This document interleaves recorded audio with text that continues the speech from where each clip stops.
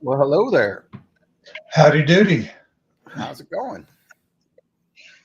Not complaining, man. Nobody listens.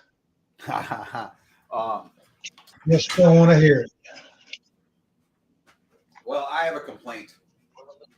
Well, not really complaint. Hang Um, on. I found an error on your report. Um, Well, that's the first time ever. way at the end, in the future section, your limits are off. Oh, I did. I changed. I thought I changed them all to 24. Still said 49. We're You know what? I just fixed them today, so I wonder if there's some other stuff that didn't change after that. Because where was yeah, that? That rail car. Is that at the end? Oh, there we go. Yeah, at the end. Yeah, yeah. see right That's. here? Oh no. But over there to the left, I did change them where the box. See where there? Yeah, those. I think those are correct because I got the. I did. I just didn't change the other one that you're talking about. But the numbers Oh, are. yep, I see. Yeah. Yeah, thanks for showing me that. I Oh, no worries. can't believe you did that. No problem. I got some pretty cool stories I want to tell you today. I got to tell you, this report, it was great. I really got a lot out of it. And then there's one thing I want to show today. Um, 20-year chart. Just, I think it's important every now and then to baseline where you're at. Did you share that with Greg? I did on Tuesday. Yeah, I saw that. Yeah, I like that a lot. That really just. Yeah, I just got through doing I was an expert witness for a no payment charge during COVID, where the developer didn't pay the contractor for agreed into price increases, and they literally bought their first load the week before the market peaked at $1,700. Oh, yeah.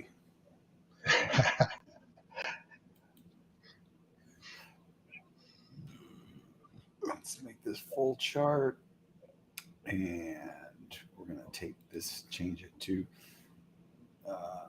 20-year. Actually, I wonder if I go max, what does that take me to? 1970. That's what I want to look at. That's 50 years. Wow. It goes like pencil thin, I guess, doesn't it, to start with? It does.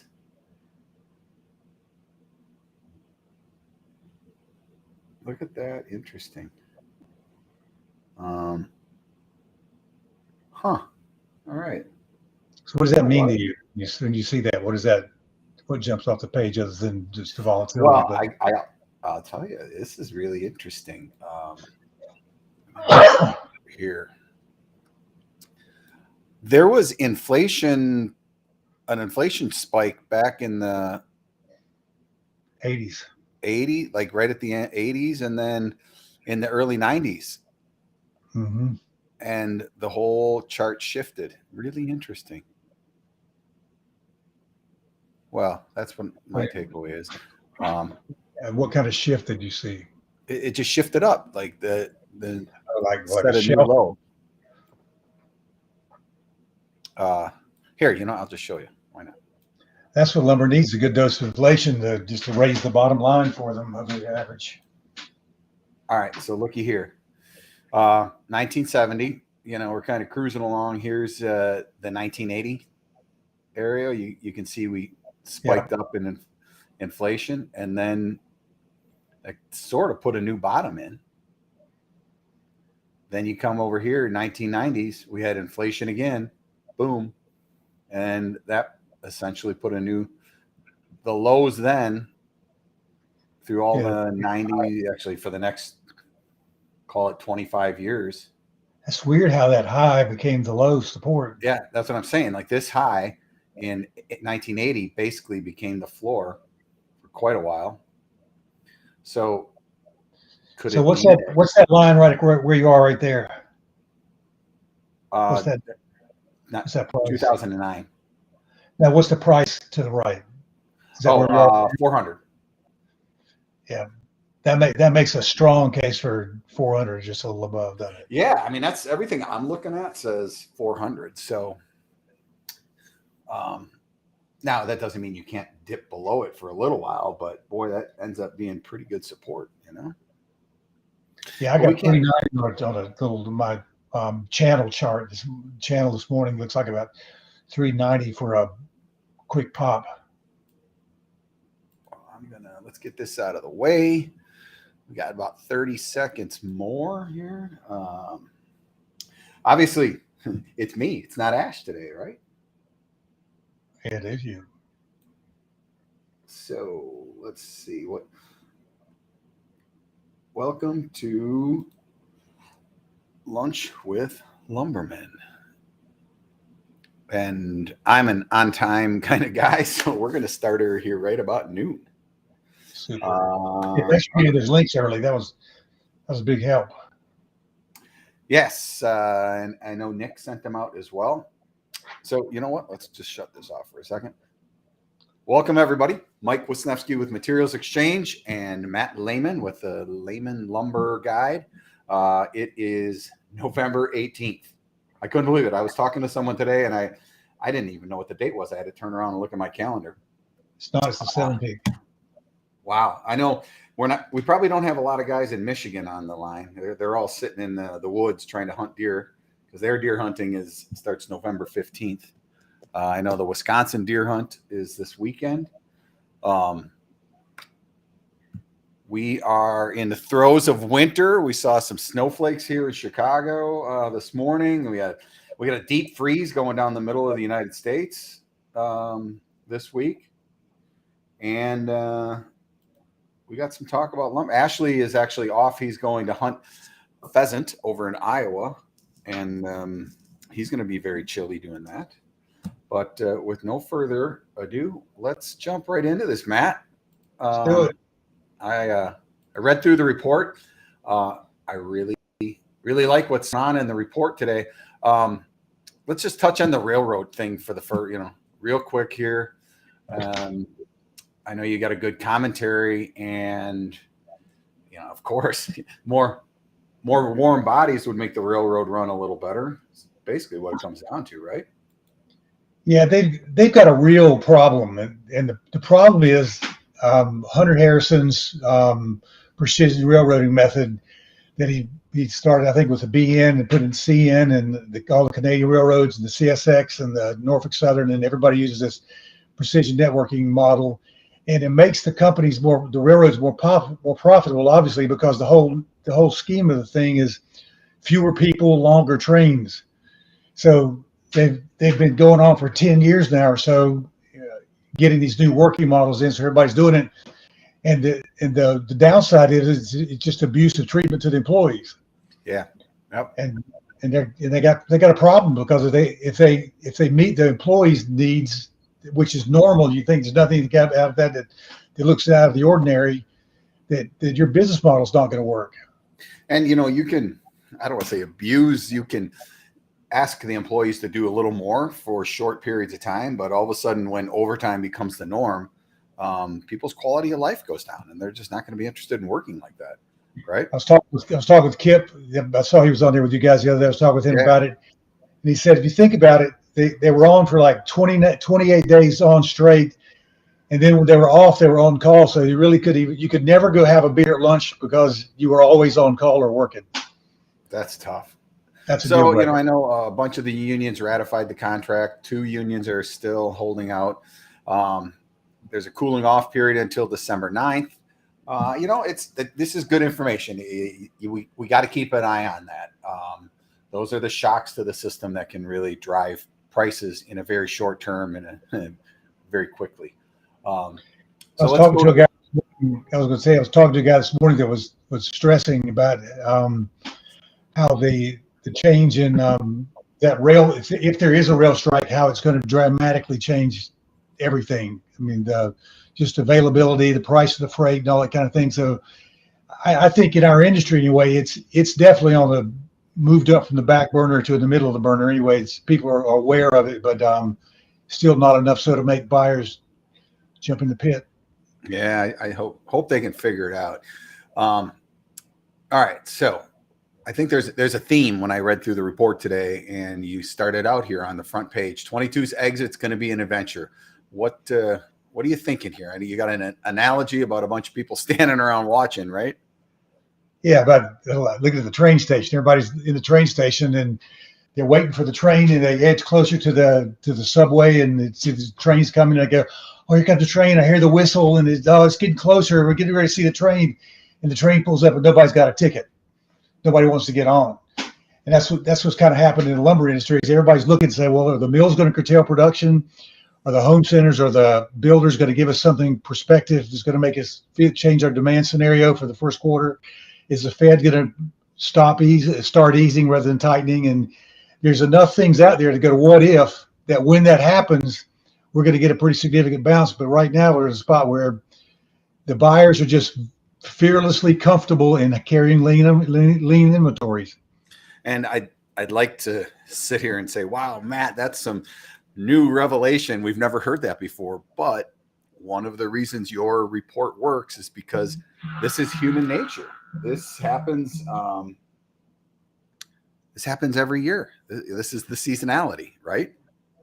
Yeah, you know what's funny? That I don't say this to be being like an uppity kind of way or something, but I was at a speaking engagement one time, and a guy says, "Well, how do you forecast the lumber market?" And I said, I don't really forecast the lumber market. I just anticipate what you're going to do. And I realized that didn't sound very good, but so kind of like a know-it-all. But it's like it all started with myself. If I know what I'm going to do, so if I know about myself, then you know about yourself. Is there something kind of in common? And it's interesting how the talking positions thing has gotten to be. It's a make or break thing. If you don't know where somebody's coming from when they're trying to sell you, you get sold a bag of goods you don't really want. So you got to be careful. You know, look, the world we live in today, information flows so much quicker.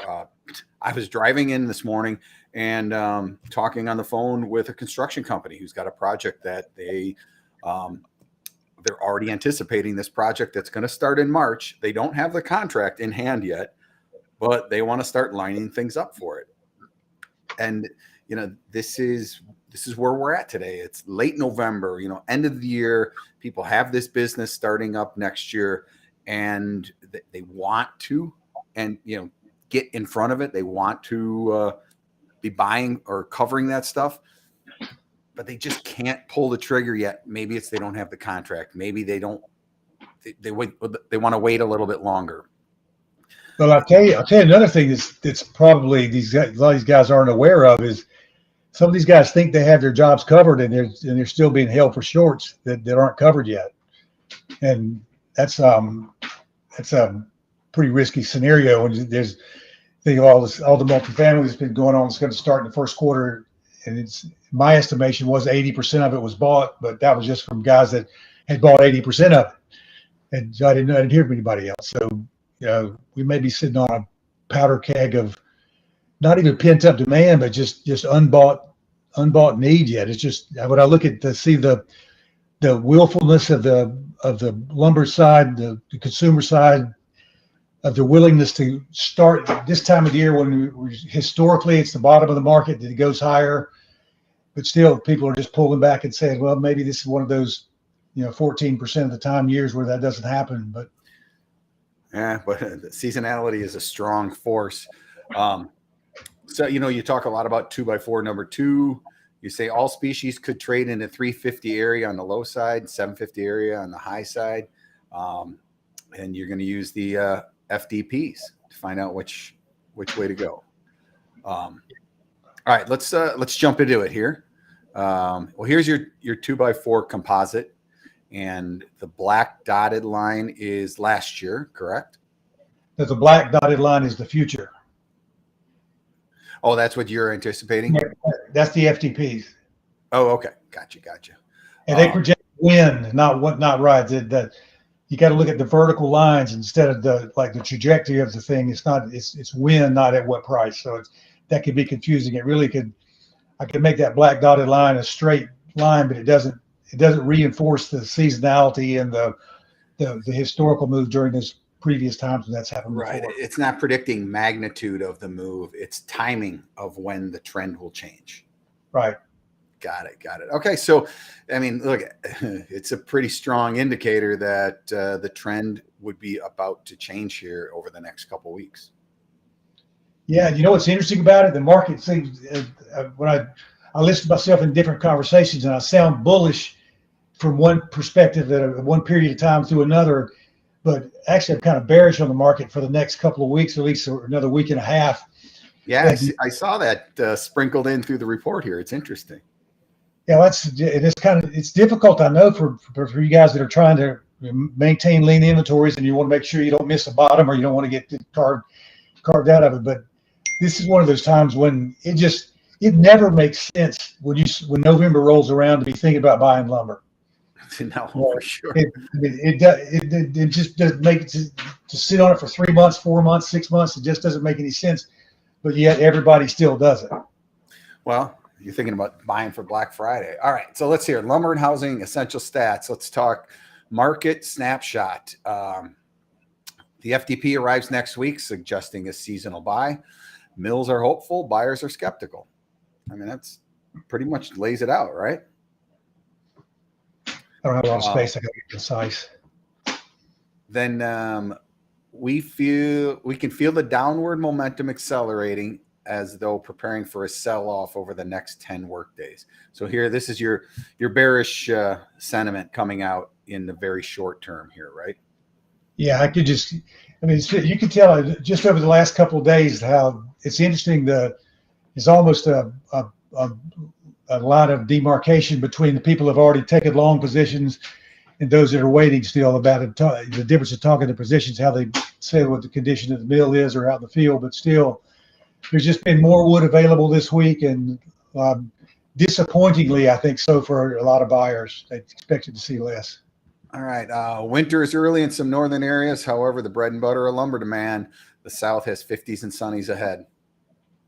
I just showed someone the other day a picture of the United States at night, and you see the lights. Where there's lights, there's people. And I can tell you that there's a lot of lights in the areas where it's still 50s, and those are good times to be building, right? Yeah. I'm mowing grass today. All right. The 6x10, the 10-year historicals are steadily improving. You know, these feed into your FDP calculations. Now, I know one of the big factors in your bearish sentiment short term here, of course, is order file. And here you talk it, 2 to 3 week order files gone in 3 days. How's that happen? It's a miracle. 5 times a year, it's a miracle. I mean, look, I've never run a sawmill before, so I can only appreciate. I don't know that I couldn't appreciate how challenging it is to balance your order file to your production, but in making sure you can deliver. So order files are a tricky thing. It's a little magic in there. If you think about what a mill says, they're 3 weeks out. I mean, at some point between when they didn't have an order file and got 3 weeks, they sold 300% of their production for successive weeks in a row. Get a 3-week order file, and we know how busy, short-handed those guys are. There's no way they can sell 200% of production in a week with the staff that they've got just to write up the order. So I'm always skeptical of a real quick 2-week order file that didn't have time to build. And look, we've got next week, which is a goofy week. Any way you slice it, you got one holiday. Maybe they're taking an extra holiday, but we just know not much gets done across all businesses that week of Thanksgiving. Really not between now and the next 6, between now and Christmas or New Year's. We got three of those weekends ahead of us out of the next 6. Yeah. All right. Housing. Optimists see housing data better than expected. Pessimists see housing data weaker. I really think it's the lens you have on. If you are looking at single family housing, yes. If you're a real estate agent reselling homes, you're probably going to be pretty bored for the next 12 months at a minimum. But when you're talking about a new home sale or, multifamily building, it's a different story. Yeah, and repair and remodel is supposed to be coming on big too. But the thing that I don't know I have access to is with the decline in single family of what it's going to be 20%, 30%, whatever it's going to be. Is there enough other stuff to make up the difference of the void that's going to leave behind? And I don't know how to figure that out. I don't have the access to that data, the numbers, but maybe that's something Tim could work on. Well, I can tell you something shifting in the market when it comes to the labor force. And I have one data point, which is my own house. We needed to get some painting done, and we had it scheduled for after Thanksgiving. The painter called up and said, "Hey, I'm free." And well, it was yesterday, but it was a couple days early. He said, "I'm free. Can I come on the 17th?" And he showed up with like 8 painters, and they knocked the job out in one day. So something tells me that the amount of work out there for some of the trades is getting a little skinny, I guess you could call it. Yeah, I've heard multiple times that the builders are going out with everybody from their framing contractors all the way down to their lumber suppliers, everybody that everybody's got to start tightening the belt and give a little bit back because they're going to have to get more competitive on pricing. So they're putting the pinch on these. So we're going to talk about momentum and volatility. Another failed premature attempt to push the rope higher. What do you mean there? If you can just look at the graph, you can see every time we try to get a rally going, we started. I mean, Pine. Look back up and say 3 things at one time. If you look at where we've been, we just had a series of failed rallies. It's been a bear market this year, so it's just failed rallies all the way up. And I think over the last couple of weeks, it was kind of a scattered effort between the Weyerhaeuser strike having dug first stronger. OSB has been flattening out and just kind of getting more unsure, while Southern Pine's rallying and 2x6 and wider and weak and 2x4s, and spruce is busy one day and not busy the next. I mean, it's just been a cluster of all kinds of mixed. It really isn't a market kind of thing to even look at. So, all right, and so where's the wood? Seems like the inventory is probably closer to the production than it is to the end user. Yeah, and it kind of felt like this week we had a little bit of swing. Last week that arrow was green and pointing to the right over the 3, which meant it implied that the buyers were slowly building inventory, and you could feel a little bit of swing going back, with pulling back the last couple of days, I think, and that inventory just temporarily anyway, swinging back towards the mills. All right, volatility, profit center. I see a lot of red here in percentages, so these are price moves down, right, over the 52-week average. Yep. I mean, we don't have to tell anybody that. We know where we've been. This is not surprising.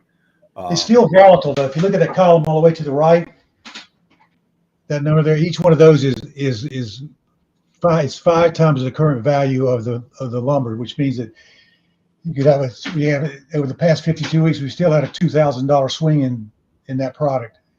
Oh, okay. So that's total up down movement. Yeah, it's total movement. Yeah, so it's got like a one factor is kind of normal. Like we trade over the course of a year, we'll typically trade the volatility, whatever if it's a 4 handle or 5 handle, we'll trade a $400 or $500 range. But when we got up to those, the $1,700 numbers, it kind of drug everything higher. But the volatility, I think I kind of liken it to when, like you see these wild game shows like lions, once they get a taste of red meat, they want to get more of it, or like serial killers or whatever it is. This lumber market's like a serial killer. Yeah, when it gets whipping, it gets whipping. All right, let's jump into the regions. Southern yellow pine. I love your chart on the left here, the bullometers. Long term, you like the market. Short term, you're going to wait. Yeah, it's like everybody else. I think the difference is if I was in the buyer's seat, I would be more convicted about buying over the next couple of weeks than I think most people are. You'd have the PO book close at hand, just not open. Ready to make offers. I like that. All right, so this here chart looks a lot like that composite one. Of course, the black dotted line starting to point up, but here it's pushed off a little bit in pine. It's 2 weeks out. week 49. So I guess this whole FTP we've been stronger than normal over the last 3 or 4 weeks, because that trend suggests the last FTP at 41 we would be going down into this one right here. So that's why I think there's a big pile of. I mean, Southern Pine can cut loose for $150 in a hurry, just in a week or two. What about the treaters? I mean, aren't they the wild card? They're waiting to keep. They're waiting for the home centers to tell them what to do. That's basically it. So they don't know. They don't know how to buy. They don't know how to buy because they don't know what the projections are. So they probably will, but I don't think it's all completely aligned with what they, and they don't still know if they got too much or enough or not enough. So that's the $66,000 question. Nobody knows, and nobody can try to. I think nobody wants to try to even figure it out because the data is going to be coming pretty quickly to now the end of the year. So the easy thing right now, if you have to make a decision and you can try to explain your decision to your boss or a board of directors, you could sit here today in November and go, look, interest rates are going up. Everyone's predicting the economy is going into a recession. I think I should do nothing. Like, that's the easy call right now. That's what everybody's information tells them that. And I think that's what you're seeing. A lot of people sitting on their hands. Yep, I agree. All right, Canadian SBF. This is so true. And it's funny when I talk to people about this industry and I try to explain, especially Chicago's full of commodity people where you sell at the best price you can every day, right? And I explain that certain relationships will garner better pricing. They kind of laugh and don't get it. But this is the perfect, you laid it out here, the A-list, B-list, C-list. You know what's funny though, Mike? The guys on the C-list could still pay that extra money and go sell it to somebody else the same day. That just shows you the disadvantage that you have against whatever those A-listers are. If you're a C-lister if you were C-lister lumberyard and you were competing against one of the A-listers, you can see where you'd have a price disadvantage just because of where you are in the pecking order. Well, one thing I do know is if you are easy to do business with, it helps you move up the list for sure. You pay right away. You don't give the sellers a hard time. You can generally move up the list. So in the back of your mind, just thinking about trying to be a good buyer. As long as you play by their rules, your supplier rules, you're always in good stead. This is true. Next week is our fall reversal FDP. All right. So you got Canadian spruce 2 weeks ahead of the Southern Yellow Pine. It's actually they're both next week. I think the pine was 2 weeks out, basically. So the pine was 2 weeks out. Yeah, that's right. The other one. And then I really like the 6x10 historicals. I think it's amazing to look back here, and you can pick a week and, look at this week 51, or how about week 52? Yeah. In the last 10 years, we never went down that week. Right. Yeah, that's over 10 years. I don't think a lot of people know how to interpret it. There's so much there. If you're not really a number junkie, you kind of can escape you. But you can look at that and see, just like last 3 years, how green the bottom of the bottom chart of the bottom part of the spreadsheet is. But then you kind of look up and say, well, what was it like the rest of the times? Then you see that it looked like the weeks like you're looking at, and you go, well, look at a week at a time and see how you can see how it's getting fewer and fewer. Or more and more green as it goes to the right, further out. Down at the bottom here, it sums it up perfect.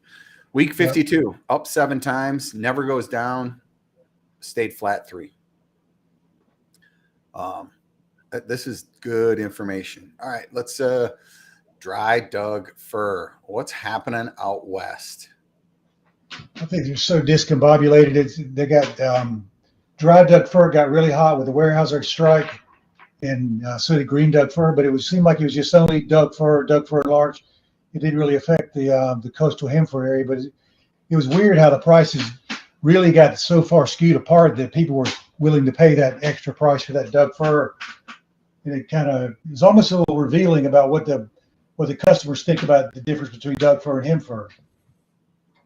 And I guess it's like with anything was in shortage of supply. The people that were big Doug fir fans kind of panicked to make sure they're going to get all they could get, and now they're finding themselves sitting on them, just like you always do. You get overbought any kind of time in the market, you're going to run into some resistance, and I think that's why we're seeing those numbers are coming off $50-$60 probably this week already at midweek.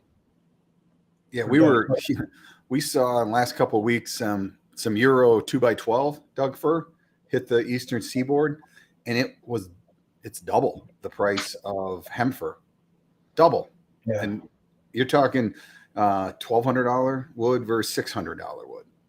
And somebody tell me why would you do that rather than because the only way nails only go through Doug fir, they won't go through hem fir, evidently. That's right. I can see it with pine because it got some legitimate knots, but I don't know about the Doug fir. All right, so let's roll. Here's something I got my eye on, and I brought this up on our show Tuesday about lumber futures. China is starting to come out of its slumber, and it's being forced out of its slumber, but the government is starting to really try to hit the gas pedal on their housing market. So one of the first places you're going to see that is in the coastal hem fir, and you'll see those hemlock logs start heading towards China, and that will change things. It's not there yet. This is not something to make a decision on today, but keep your eyes on that market for that. Yep. All right. Green Doug fir. What's going on in Green Doug? They're coughing up all the it's like they had to spend too much time with the chocolate at the end of the buffet, and now they've got a sick tummy. Weyerhaeuser. Yeah, it's just I had no idea it was going to that would have that big an impact. I didn't realize it was as big as it was. But I don't know much about Green Doug fir, but it seems like it's changing to almost a specialty item as opposed to commodity item. It is, and it lost one of its primary markets was northeastern U.S. and it's kind of like what they use fir plywood up that way as well. But Green Doug fir had a little niche in New England market, and they had a couple of years where it just didn't yard well. It got real moldy, and there's a lot of downfall. It just couldn't do anything with. So the Northeast kind of peeled off and backed away from buying Green Doug fir. Well, and I'm sure the euro hitting up there and looking as good as it does didn't help. Yeah, no kidding. OSB, the beast. What's happening with OSB? I think the rug's getting ready to get pulled out of OSB just for a quickie. Everybody's made it pretty clear that they want to buy $300 delivered in the U.S. The mills are sitting there at $320 or $310 or whatever. $300. They're probably $30-$40 away from finding out what the market's made of, because we'll see if there's guys that when it was $500 said they buy all they could get at $300. They may have a chance here in the next couple of weeks. What do you think the floor is on OSB now? The floor meaning the break-even price? Well, I don't know about the break-even, but back in, say, around 2000 and late 90s, if it got below 200, it was like load the boat, fill up a warehouse, because you're going to be able to get a 50% return over the next 6 months. Yeah, but you might have the weather going down to 135 too. Well, that is true. But anything below 200, do you think 300 is the new 200? I think for right now it is, just because it's been so high. And so it's certainly, look at how long we've been going sideways there for half the year almost, just basically, and it's going nowhere, doing nothing. Everybody's living off of contracts. So I just can't help but think that the mills have got to be building some inventory. If they were running at full capacity, they'd be building inventory. And you would think it's coming. Here, let's look at the 6x10 here. This is kind of a mixed bag of nuts. I mean, if you look, the 6 week total, 21 up, 18 down, 21 flat. There doesn't seem to be a lot of seasonality in the OSB. No, there's not in the upside. There's not. It's real heavily weighted towards the last. Actually, not even last year before last. So we had that run where you look at those. The week number 49, like the third row up and the second row from the bottom. Yeah. You had like a year and a half of just straight up prices. I'm sitting here, I'm asking you about the low. Let you exclude 2020 and 2021, and you look at these averages. 311 is the high. What do we got? 182 is the low, but 182, 188, 187. Maybe That's right. Most of the time, I mean, tell me what you think from your recollections. But when OSB gets flat this time of year, it's typically a bottom. It's not a stepping stone to go lower. It's normally a period where the market's just getting in sync with itself. And when you see a long period going sideways, you typically see breaks out north of that. Yeah, it's I don't know. OSB is an interesting one. It really. This year could be a little different with interest rates going higher and inflation just higher. Maybe the carry capacity on it is going to be too high, or the carry cost, I should say. Yeah, the tough thing about OSB is there's just so very little of it that's so traded on the open market for anybody to know what's really going on. So true. So true. So I got a question here. What does this mean? Lumber continues to get more and more attractive as a low-cost component of housing. Low cost compared to what? What are you referring to there? Actually, there's a word that's supposed to be on the end of that called housing affordability. Oh, housing. Should be housing affordability. Oh, I got you. So, yeah, it's like when the cost of lumber is helping the affordability. So you take it off the list of things that need to be fixed for housing to get better. Got it. R&R, repair and remodel, cannot fill the void expected from new home construction in Q1. That's pretty true. And I think the biggest void is that anyone who bought a house, how many people that own a house right now have a mortgage that's more than where mortgage rates are right now, or even close? Like if you bought a house in the last 7 years, you probably have a mortgage right now that is around 4%. Well, here's another thought too. Just for yourself, if you were going to do something to your house to make it, let's say you're going to extend a master bedroom and put a bath on or add another bedroom, how much lumber are you going to use in whatever that project is? Yeah, not much, right?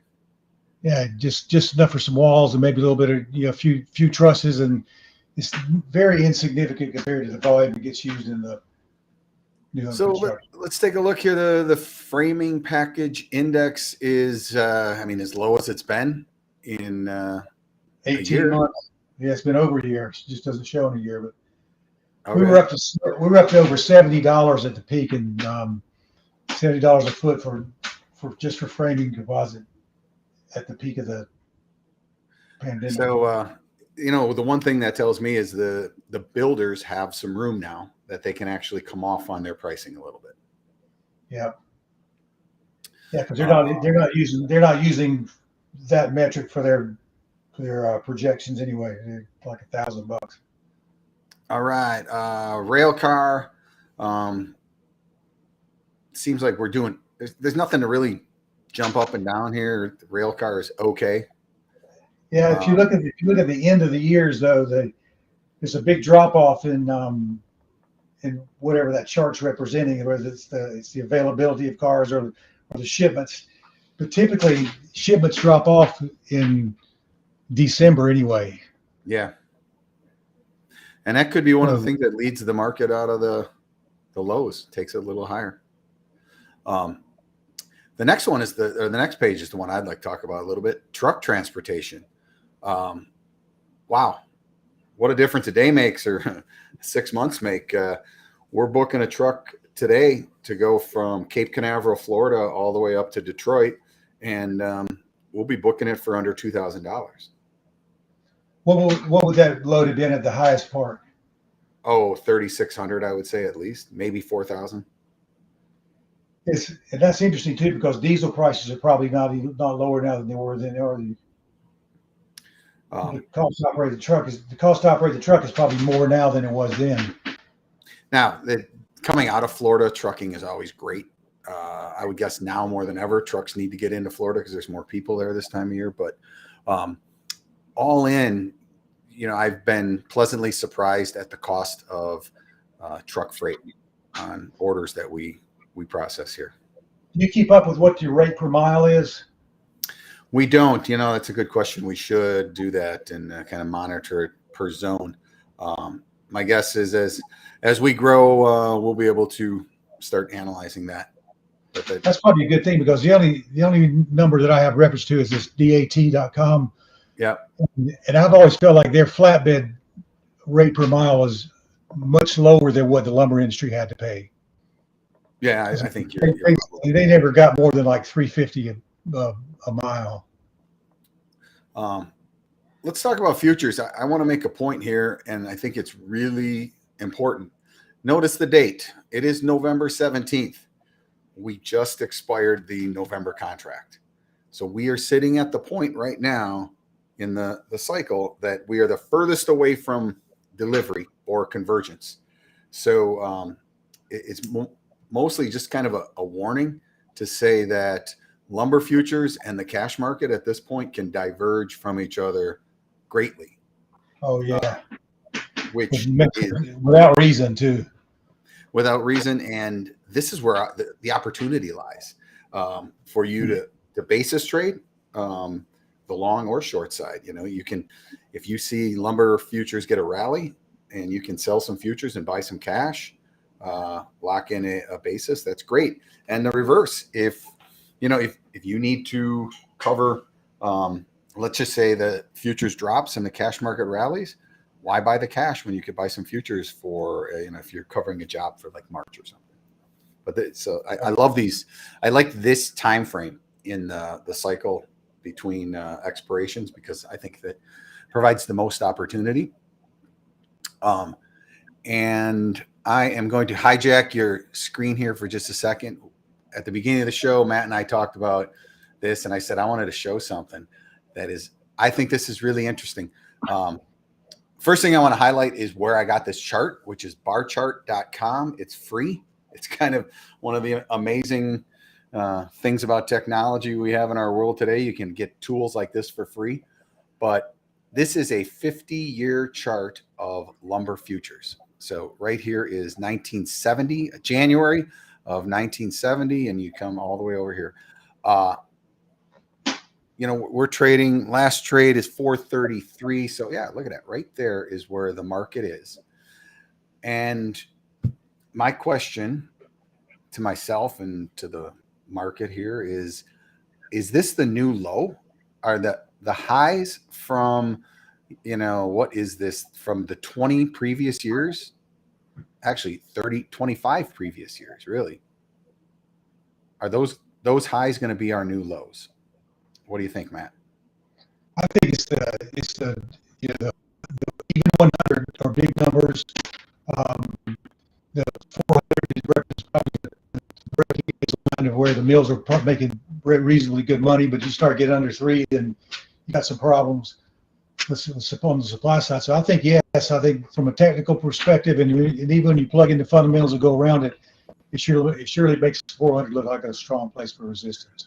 Yep, and I look. We had some inflation back in the early '90s, and you can see when I put the lines right here, the highs previously from 1970 to 1990 had become basically the lows from the early '90s until the end of the 19, the teens.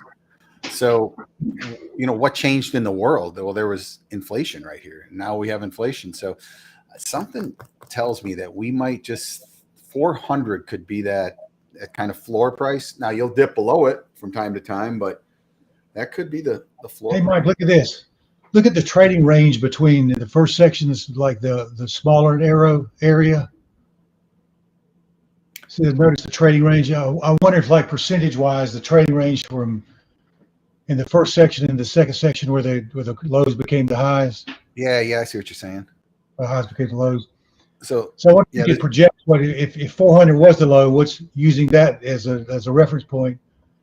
What would that look like? It would project for the high side. So I'm going to say that this trading range was really about $120 range, and then you jump to the next section and you got about hundred and call it $180 range. So now if we have a new range, yeah, that bumped it up by $60. Yeah, look at that. So maybe 650. Yeah, maybe the new range exactly is like from 400 to call it 650, 700. Yeah. Interesting. Yeah, but that's good. That's good information if you think about trying to make some reasonable sense about what's the market likely to do. And you just look at that 50-year history right there, you could come to a quick conclusion that a 400 to 700 price range might be reasonable to expect. Yeah. So, hey, let's just wrap up what we're kind of where we're at. I think describing it best in Matt Lehman's eyes is what short-term bear, but you got your PO book is not in the drawer. It's definitely on the desk. Yeah, I think these are going to be real opportunistic times because if the mills are as hungry as I think they are, they're going to be offering some good deals. And if you're not an A-lister, you need to find one that is and see if you can get you some of this action that's going to come up, I think. And be selective, right? Pick off the items that make sense. 2x4 12s, I think, are a great value today. We had one trade on our platform. I think that OSB, boy, I tell you, I would be close to pulling the trigger on OSB if I found the right situation. That's for sure. Yeah, I think you can. I think that 300 number is a good target number, but more than anything else is we're running it's a timing thing because things are going to change here in the next once the contracts get let and find out. You know, we don't have the expectation is there's going to be fewer contracts and a lot more open market wood, but I think if you get right down to how much is available, the home centers still don't want to be light coming to the fall and the summer and spring. No, the home centers will be full. I'm pretty sure of that. All right. Well, hey, this is a great talk, Matt. Appreciate your input as always. If anyone has questions for Matt, they can reach him at thescoutingreport.com. Is that correct? That's the easiest way into the funnel. All right, perfect. Matt, have a great weekend. And I think next week, I don't believe we will be talking on Thursday because I'm going to be sitting on the couch with a big belly full of turkey. Watching some football. Well, tonight's my team, the Green Bay Packers. We're coming back strong. We got you're going to do your fourth win this year, right? Yeah, well, we got a one game winning streak. Yeah, I'm a Panthers fan, and we're in the same boat in our division. There's nobody above 500 in the entire division. Somebody's going to the playoffs out of that crowd. Well, yeah, it's so funny, man. You look around and you see there's some divisions that are super strong, and then some that are little weak. Yeah, there's a lot of 2 and 8s, and 2 and 6s, and a lot of 8s and O's. Yeah, for sure. All right, everyone, take care. We appreciate you watching. Like I said, if you have any questions for Matt, reach out. If you have questions for myself, please reach out. Next week, we'll have a show on futures on Tuesday. I doubt that we'll have the Wednesday show. I don't know, Matt or Ash. I think they said they were not going to do it yesterday. He said you're not doing it? Yes. Oh, okay. Well, maybe we'll have the future show. But look, I can't recommend enough. Watch our shows. What we want to do here is provide as much information for you to make good decisions. And we love your feedback. So let us know if you think we're nuts or if you agree. But all in, if we work and communicate together, we can make the industry better for everyone. So just be nice about it. Just be nice. All right. Take care, everyone. See you. Thanks, Mike.